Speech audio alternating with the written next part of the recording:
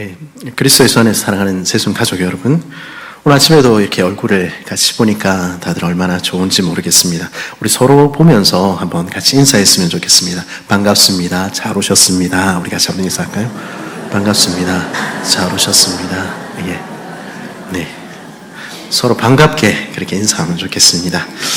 오늘은 지난주에 이어서 우리 복음의 기초 세 번째 시간인데요. 이 시간에는 우리가 교회가 무엇인가, 우리가 모인 교회가 어떤 곳인가 함께 생각해 보고자 합니다. 오늘 아침 여러분들이 이곳에 오실 때 여러분의 눈에 제일 먼저 띈 것은 무엇입니까? 어서 오세요 하고 반갑게 맞아주시는 예배 안내팀이나 새가족팀의 미소였을 수도 있고요. 아니면 신나는 밴드에 맞춰서 찬양하는 모습, 혹은 오케스트라와 오르간의 반주에 맞춘 찬양대의 아름다운 하모니가 여러분의 마음을 끌었을 수도 있을 것입니다. 아니면 우리 지역의 이웃들을 위해서 사랑 나눔 음악회를 한다는 현수막이나 아니면 반대편 벽에 있는 내가 진실로 속해오리라 하는 부조, 혹은 예쁜 성탄 장식 같은 것들이 여러분의 시선을 사로잡았을지 모르겠습니다. 교회 오면은 새가족들이, 여러분들이 익숙해서 뭐 그렇겠지만 교회에 새가족들이 오면 참 이게 익숙하지 않습니다. 저 같은 목사가 나와서 뭐라 이야기를 하는데 무슨 얘기인지도 잘 모르겠고, 좀 있으니까 또 노래도 부르고, 아이들은 뒤에서 울고 뛰어다니고, 끝나면 또 밥도 먹고, 이런 모습 중에 무엇이 교회일까? 교회란 무엇일까? 생각하게 되는 것이죠. 많은 사람들은 이 건물을 보고 교회라고 생각합니다. 하지만 정확히 말하면 이 건물은 교회가 아니지요. 이것은 교회당, 예배당입니다. 옮길 수 있는 건물에 불과한 것이죠. 아무리 좋은 아파트, 근사한 집이라고 하더라도 만일 가족이 없다면 그거 집 아니지 않습니까? 마찬가지입니다. 하나님의 집 교회는요, 눈에 보이는 건물이 아니라 언제나 여기 모인 사람들입니다. 이곳에 있는 사람들, 내 식구들이 사라지고 나면 교회도 사라지는 것이죠. 그런가 하면 교회는요, 단순히 그냥 사람들을 모아놓은 곳도 아닙니다. 교회를 원래 성경에 기록되었던 헬라어로는 에클레시아 이렇게 부르는데요, 그 뜻은 하나님의 부르심을 받은 사람들의 모임이라는 뜻입니다. 하나님이 여기 있는 한 사람 한 사람을 이렇게 특별히 선택하고 불러 모으셔서 모이게 된 특별한 모임, 그게 교회라는 것이죠. 오늘 읽은 말씀 에베소서 2장 19절은 우리에게 이렇게 들려줍니다. 그러므로 이제부터 여러분은 외국 사람이나 나그네가 아니요 성도들과 함께 시민이며 하나님의 가족입니다. 사실 우리 모두는 하나님하고 상관이 없는 사람들이었습니다. 하나님 나라 밖의 외국인, 하나님과 멀리 떨어져 사는 나그네와 같은 인생들이었습니다. 이 자리에 올 자격이 누구에게도 없는 우리는 다 죄인들이었지요. 그런데 어떤 일이 일어났습니까? 하나님이 그렇게 자격 없는 죄인들을 사랑하셨다는 것입니다. 그리고 그분의 하나밖에 없는 아들을 희생시키심으로 살리셨고 택하셨고 불러주신 것입니다. 그렇게 구원받고 그렇게 새로 태어나서 교회가 된 것이죠. 이 사실을 보여주는 교회의 예식이 바로 세례입니다. 옛날에는요, 세례를 받을 때 물속에 완전히 집어넣었다가 물을 꺼냈습니다. 그렇죠? 우리 교회에서는 그렇게까지 하지는 못하고 물을 뿌리고 안수하는 것으로 대신합니다만은 거기에 담긴 고백은 동일한 것이죠. 물속에 들어가면서 무슨 생각하겠습니까? 나는 스스로의 힘으로는 구원받을 수 없는 죽었던 죄인입니다. 그러나 재난날 죄인이었던 나는 예수님과 함께 십자가에서 완전히 죽었습니다. 고백하는 것이죠. 그러면서 나오면 무슨 고백을 합니까? 이제 나는 예수님과 함께 새 사람이 돼서 다시 태어난 사람입니다. 이제 내 삶의 주인은 하나님이십니다. 그런 고백이 담겨 있는 것이죠. 우리는 이전에도 달랐고 지금도 다 다릅니다. 그렇지만 우리 모두는 같은 경험을 가진 사람들입니다. 이전에 어떤 직위를 가졌건 어떤 신분을 가졌건 어떤 삶을 살았건 상관없이 우리 모두는 예수님과 함께 죽었고 예수님과 함께 새로 태어난 사람들입니다. 그 사실을 믿고 고백하는 사람들, 새롭게 태어난 사람들의 모임이 바로 교회이지요. 그리고 예수를 믿고 부름을 받고 교회가 되면 무엇이 달라지느냐? 교회인 우리는요, 하나님의 가족이 됩니다. 전에는요, 하나님이 우리를 심판하실까봐 죄를 짓나 안 짓나 심판하시는 그런 하나님으로 생각했는데, 사실 알고 보니 그분이 우리를 사랑하시는 아버지라는 사실을 알게 된 것입니다. 그리고 우리는 하나님의 사랑받는 자녀가 되는 것이죠. 그것을 잘 보여주는 것이 함께하는 사랑의 식사와 그리고 성찬입니다. 가족의 특징이 무엇입니까? 가족은 다른 말로 우리 식구 이렇게 부르죠. 먹을 식자, 입구자, 함께 밥 먹는 사람들, 이런 뜻입니다. 저는 그렇게 좋은 아버지가 되고 싶은데 잘 되지는 못하고 있는 것 같습니다. 아이들과 함께 운동을 하거나 산책을 한 게 언젠지 기억이 나지 않습니다. 그리고 아이들과 함께 영화를 본 적도 언젠지 기억이 안 나겠습니다. 반성하고 있습니다. 그래도 밥은 같이 먹으려고 노력합니다. 밥 먹는 자리에서 학교에 무슨 일은 없나, 공부는 열심히 하나 묻기도 하고, 아이들은 저에게 요즘 아이돌 그룹 내에서 생긴 문제에 대해서 심각하게 이야기를 해주기도 합니다. 그런 이런저런 이야기를 나누며 우리 같이 밥을 먹는 것이죠. 그것은 하나님의 식구들도 마찬가지입니다. 우리 집사님들, 권사님들 많이 수고해 주셔서 우리 교회 밥이 좀 맛있습니다. 그렇죠? 그렇지만 우리가 밥 먹을 데가 없어가지고 교회에 오는 것은 아니지 않습니까? 서로 함께 밥 먹으며 이야기를 나누며 우리가 가족이라는 것을 확인하는 것이죠. 그러니까 우리 밥 먹을 때 맨날 먹는 사람, 친한 사람 밥 먹지 말고 낯선 얼굴들, 주뼛거리는 얼굴들 먼저 찾아가서 같이 밥 먹으면서 당신은 누굽니까? 나는 누굽니다. 이야기해도 좋을 것 같습니다. 그렇게 하나님의 가족된 사람들은요, 함께 모였을 때뿐 아니라 각자의 집에서 그렇게 밥 먹을 때도 서로의 식탁을 기억합니다. 날마다 우리에게 일용할 양식을 주셔서 감사합니다. 우리 그렇게 기도하는 한편, 동시에 하나님, 우리 교회의 식구들의 식탁에도 기억하셔서 그들의 식탁도 풍성하게 하여 주옵소서, 그렇게 기도하는 것이죠. 그것이 하나님의 식탁에서 함께 떡을 떼고 함께 잔을 나누는 한 식구들이 드리는 기도인 것입니다.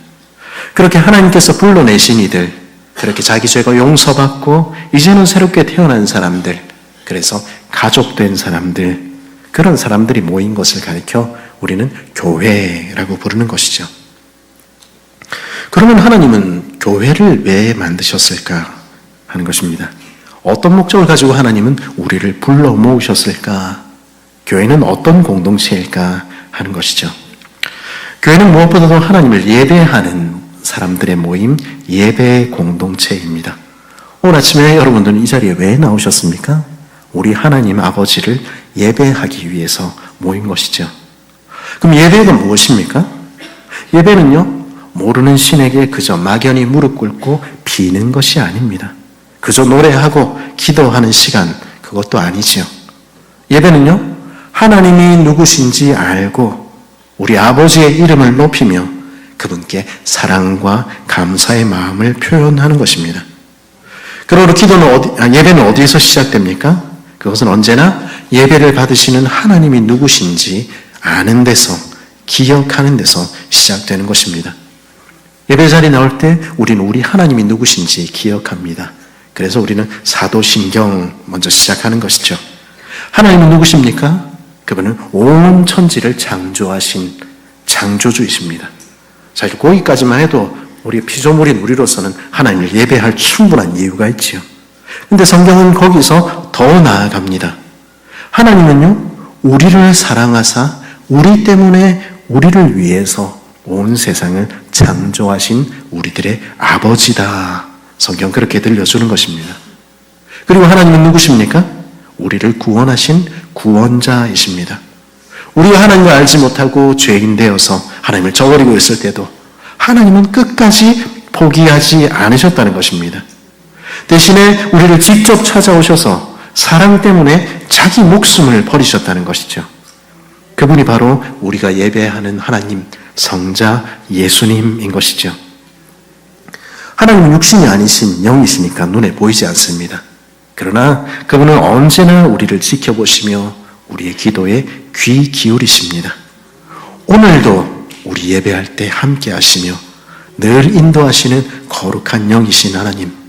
그래서 이곳에서뿐 아니라 군대 가 있을 때도, 다른 교회 가 있을 때도 늘 함께 하시는 하나님, 그분이 우리가 예배하는 성령 하나님이시요. 저는 그 초등학교 한 6학년 때쯤부터 이제 주일 오전 예배에 참석하기 시작했습니다.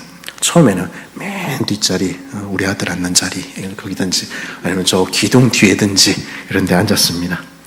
그리고는요, 그 앉으니까요, 아이고, 예배 시간만 되면 어떻게 그렇게 잠이 오는지, 누가 수면제를 먹인 것처럼 그렇게 정신없이 자곤 했습니다. 그래서 제가 조시는 분들 보고 제가 뭐라고 하지 않습니다. 너무 잘 이해하기 때문입니다.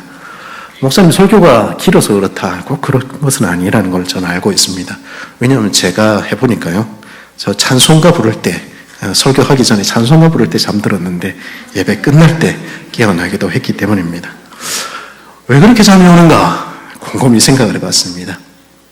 언제부터 잠을 잘 않게 됐는가 생각해 봤습니다. 지금 우리 예배를 들으시는 하나님이 누구신지 내가 참으로 알게 됐을 때, 그때부터 안 자게 되는 것이죠. 하나님이 누구신지 알면 달라지는 것입니다. 예배 시간에 누가 말하지 않아도 잘 듣기 위해서 제일 앞자리에 나와서 앉게도 되고요, 큰 소리로 찬양하게도 되는 것입니다. 그러니까 뒷자리에 일부러 앉으려고 그렇게 노력할 필요는 없습니다. 다른 사람들의 예배보다 훨씬 중요한 것은 우리가 지금 예배하는 것이기 때문입니다. 하나님이 누구신지 아는 사람들은요, 그 하나님의 말로 다 할 수 없는 사랑을 받은 사람들은요, 하나님께 영광을 돌리지 않을 수 없는 것입니다. 목소리를 높여서 찬양하지 않을 수 없는 것이죠. 그 사랑을 받으며 그 인도하심을 받는 사람들은요, 내 이름 대신에 하나님의 이름을 자랑하며 하나님을 사랑하게 되는 것입니다. 그래서 주일 아침 이 시간이 기다려지고, 이 시간에 나와 말씀에 귀 기울이고 전심으로 노래하며 찬양하며 하나님께 예배하는 것입니다. 이 아침에 하나님이 누구신지 여러분이 알게 되기를, 기억하게 되기를 바랍니다. 그때 우리는 예배하지 않을 수 없는 것이죠.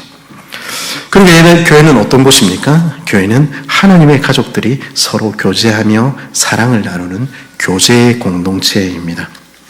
어떤 분들은 그렇게 말씀하기도 합니다. 요즘은 그런 분들이 더 많아지는 것 같아요. 내가 성경 읽고 내가 연구하고 나 혼자 예배하면 되지, 꼭 교회 가서 잘 알지도 못하는 사람들, 마음에 안 드는 사람들, 그 사람들하고 부대낄 이유가 있을까? 과연 그렇습니까? 그렇지 않습니다. 사실 아무도 자기 혼자서 신앙생활을 할 수 없는 것입니다. 성경은 우리를 하나님의 가족이라고 이야기하죠. 가족을 한번 생각해 보십시오. 만약 우리 자녀 중에 누가 뭐가 마음에 안 들었는지 가족들하고 말도 안 하고 밥도 같이 안 먹고 언제나 자기 방에 틀어박혀 있으면서 나 아무 상관없어, 나 잘 지내고 있어, 이렇게 이야기한다면 여러분 뭐라고 이야기하시겠습니까? 그러면서 잘 살고 있다, 그렇게 이야기할 수 있을까요? 그렇지 않은 것입니다. 하나님, 우리 아버지는요, 우리가 그렇게 홀로 살기를 원치 않으시는 것입니다. 물론 혼자 있어야 될 시간이 있지요. 그러나 기본적으로 하나님께서는 우리가 함께 살기를, 서로로 인해서 위로하고 위로받으며 서로를 사랑하고 사랑받으며 살기를 원하시는 것입니다. 내가 힘들어서 지칠 때가, 전화를 할 누군가가 하나님은 우리에게 있기를 원하신 것입니다. 우리 어깨를 툭 치면서 야, 밥 한번 먹자 이야기해 줄 누군가가 우리에게 있기를 하나님 원하신 것입니다. 내가 슬플 때 함께 울어주며 내가 기쁠 때 함께 웃어줄 누군가가 우리에게 있기를 하나님 원하신 것입니다. 우리가 서로에게 그런 형제 자매들 되어서 살기를 하나님 원하신 것입니다. 그래서 교회를 세우신 것이죠. 그래서 우리는 교회에서 예배만 드릴 뿐 아니라 우리 순으로 모여서 우리 말씀도 나누고 서로 기도 제목도 나누고 힘든 일도 이야기하고 그렇게 하는 것입니다. 같은 나이대 사람들끼리 모이는 전도회로도 모여서 함께 놀러도 가고, 그리고 너무 어려우면, 너무 힘들면 이야기도 하는 것입니다. 그 가운데 하나님께서 함께 계시는 것이죠. 이 시간 우리 예배 자리에 나온 여러분 모두가 단지 이곳에서 예배 마치고 땡 하고 돌아가는 사람들 아니라 하나님께서 새로 주신 형제 자매들과 함께 참으로 교제하게 되기를 바랍니다. 그래서 하나님이 이래서 우리에게 교회를 주셨구나 하는 그 이유를 발견하는 사람들 되시길 바랍니다.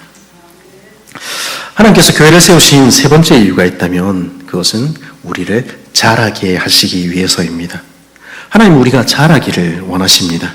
우리가 영적으로 자라나고 성숙해지도록 돕는 양육 공동체가 필요해서 하나님 교회를 주신 것이죠. 성숙하다 하는 말은 어른이 된다 하는 말씀이라고 말씀을 드렸습니다. 모든 선한 일을 할 수 있는 능력을 갖춘 어른이 되는 것이죠. 그러면 키만 크고 나이만 먹는다고 어른이 됩니까? 그렇지는 않은 것입니다.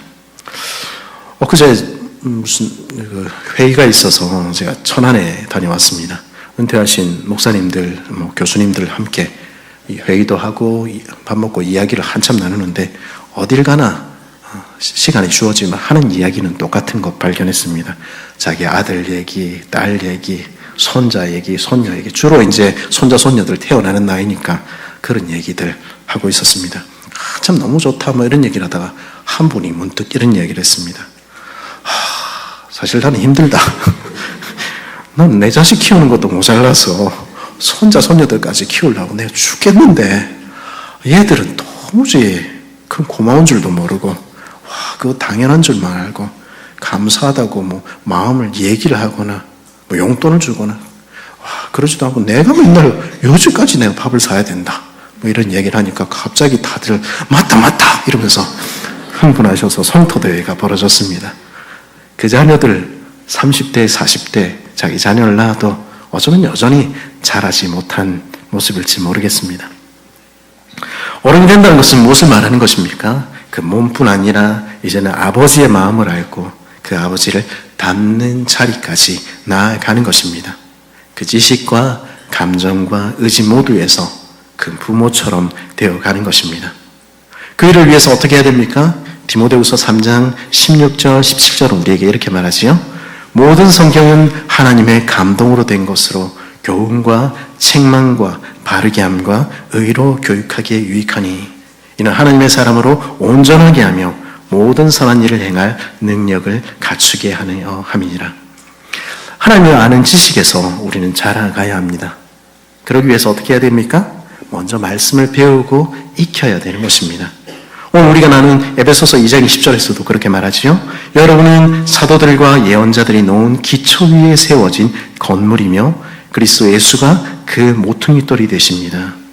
우리 한 사람 한 사람은요, 그리고 교회 전체는요, 사도들과 선지자들이 기록한 그 말씀, 성경 위에 세워져 가는 것입니다. 말씀을 읽을 때 그리스도께서 우리 왕이 되셔서 우리를 다스리시며 자라게 하시는 것입니다. 그래서 교회에서 성경도 읽고 말씀도 들으며 큐티도 하고 성경 공부도 하는 것입니다. 아버지 학교도 하고 마더와이즈도 하는 이유가 바로 그런 것이죠. 아이들만 공부해야 된다. 나는 이제 공부 다 뗐다. 그렇게 이야기하지 않았으면 좋겠습니다. 여전히 우리 모두가 자라가야 하는 것입니다. 내가 우리 아버지 말씀 배우지도 않고 읽지도 않고 듣지도 않으면서 나는 다 자랐다. 그거는 착각이지요. 우리는 여전히 나이를 먹어도 어린아이일 수 있는 것입니다.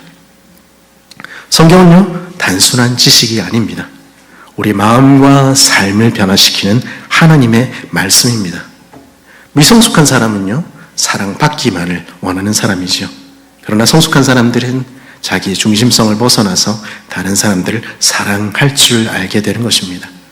말씀이 우리를 채워갈 때, 말씀이 우리를 다듬어갈 때 우리는 우리 경계를 넘어서 하나님을 사랑하고 그리고 주께서 주신 이웃들을 사랑할 수 아는 사람 되어가는 것입니다. 이 사랑은요, 단지 감정적인 것이 아닙니다. 사실 성경이 말하는 사랑은요, 의지를 드리는 것입니다. 사랑할 수 없을 것 같은 이들, 나하고 안 맞는 이들, 그런 이들까지도 사랑하기로 결심하는 것이죠. 그렇게 서로 부딪히고 말씀을 통해 배워가고 서로를 통해 다듬어져가며 우리는 자라가는 것입니다. 우리 아버지이신 하나님 닮은 모습으로, 우리 주님이신 예수님 닮은 모습으로 자라가는 것입니다. 말씀을 배우고 그 안에서 주님을 닮기 소원하는 그 소원들이 우리 안에 가득해지기를 바랍니다.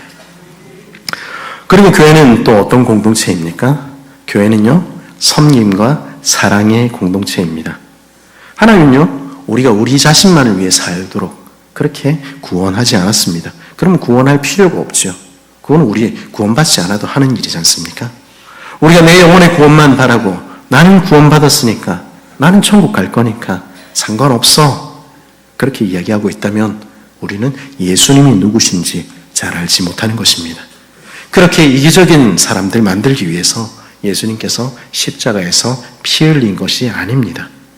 자기만 아는 공동체, 예수님은 그거 원치 않으시는 것입니다. 하나님이 이곳으로 우리를 부르신 것은 우연한 일이 아닙니다.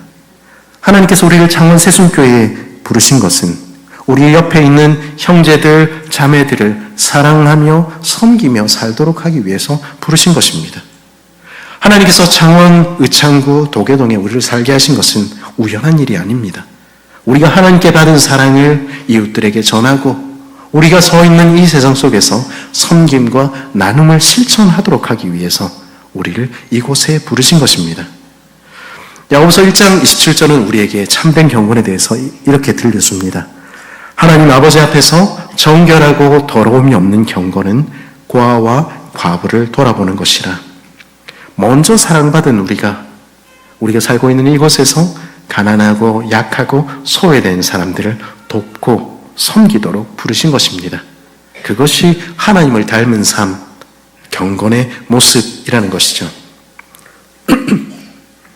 우리가 많지는 않지만 우리 교회에서 인근에 있는 학교들에게 매년 장학금을 지급하는 이유가 무엇입니까? 성탄절을 맞아서 보육시설 아이들에게 선물 주기 위해서 1:1 매칭한다, 광고하는 이유가 무엇입니까? 올해도 사랑 나눔 음악회 하는 이유가 무엇입니까?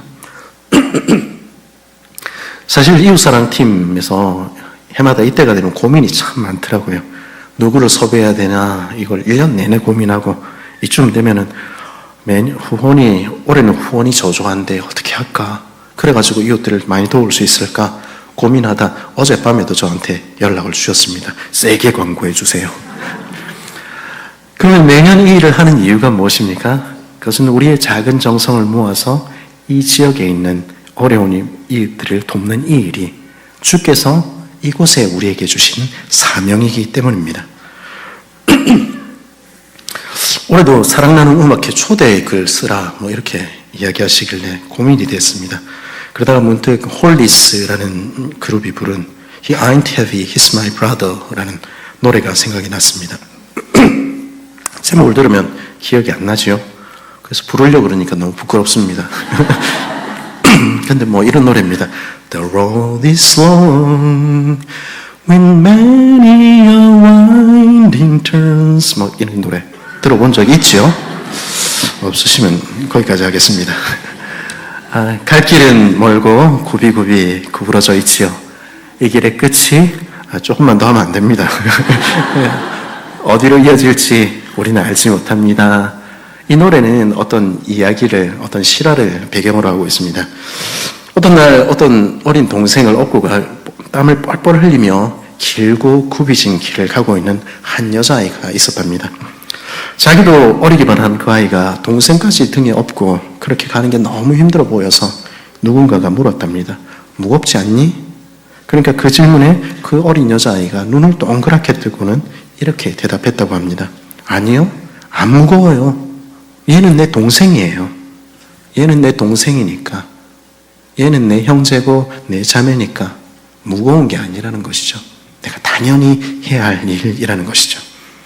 그 소녀의 말에서 이 노래 제목이 나온 것이죠. He ain't heavy, he's my brother.